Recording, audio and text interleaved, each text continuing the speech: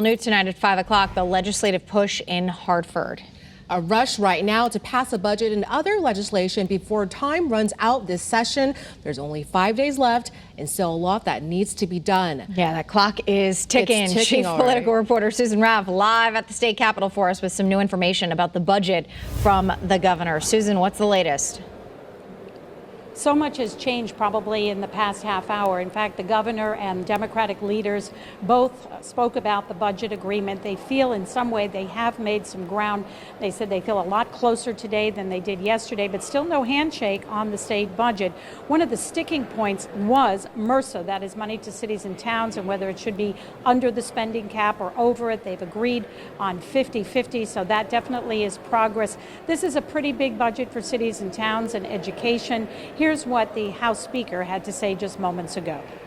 I think we are very close to a comprehensive understanding, but of course there are a number of details that were discussed in concept that have to be verified in depth.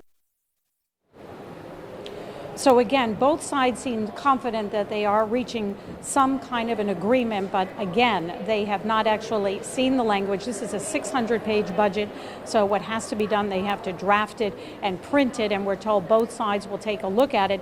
They hope to have a vote sometime next week. Here's what is out of the budget. That is something called TCI. That was a tax, a gas tax, probably about 5 cents a gallon for people to pay to encourage and give incentives to electric vehicles. That is out. But what is in the budget, and the governor was very confident that it will pass, is a tax on tractor trailer trucks. They pay more based on their weight. That is something that's come up years ago and last year, and now it is coming up again, and they expect to pass it. So a budget deal seems to be in the works. Both sides seem optimistic.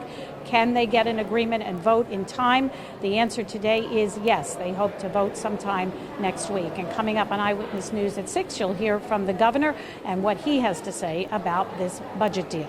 For now, we are live at the state capitol in Hartford. Susan Raff, Channel 3, Eyewitness News.